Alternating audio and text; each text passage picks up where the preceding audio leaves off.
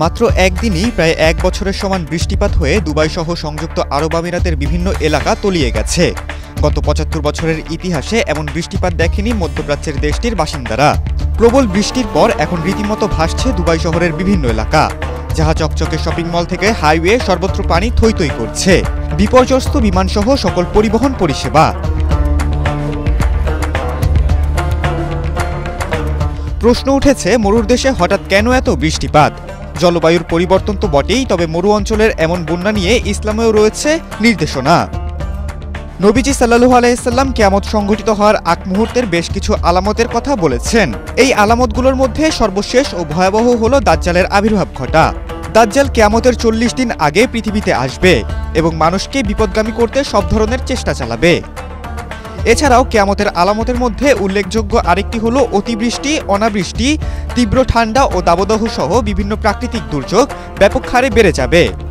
এতে করে মাঠঘাট যেমন ফসলহীন হয়ে পড়বে, প্রাকৃতিক দুর্যোগের কারণে ফসলের উৎপাদন ক্ষতিগ্রস্ত হবে। আবার মরু অঞ্চলে ঝড় বৃষ্টির কারণে ঘটবে এর উল্টোটা।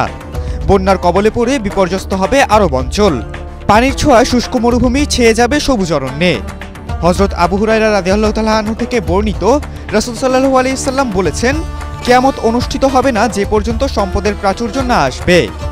এমনকি কোনো ব্যক্তি সম্পদের জাকাত নিয়ে ঘুরবে, কিন্তু নেয়ার মতো লোক পাবে না।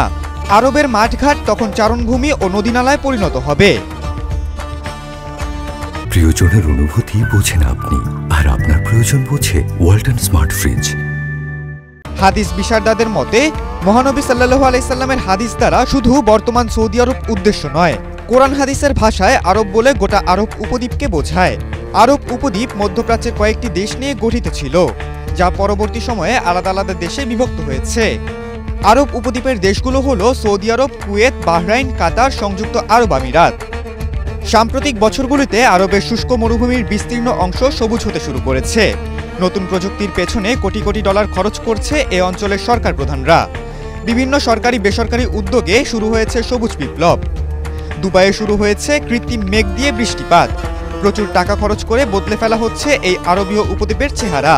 বর্তমান পরিস্থিতির দিকে তাকালে দেখা যায় আরব অঞ্চল সবুজে ছেয়ে গেছে এবং এর পেছনে কারণ হচ্ছে সম্পদ। আর এসব পরিস্থিতি হুবহু মিলে যাচ্ছে কোরআন ও হাদিসের সাথে। খালিদুল ইসলাম তানভীর, এটিএন বাংলা।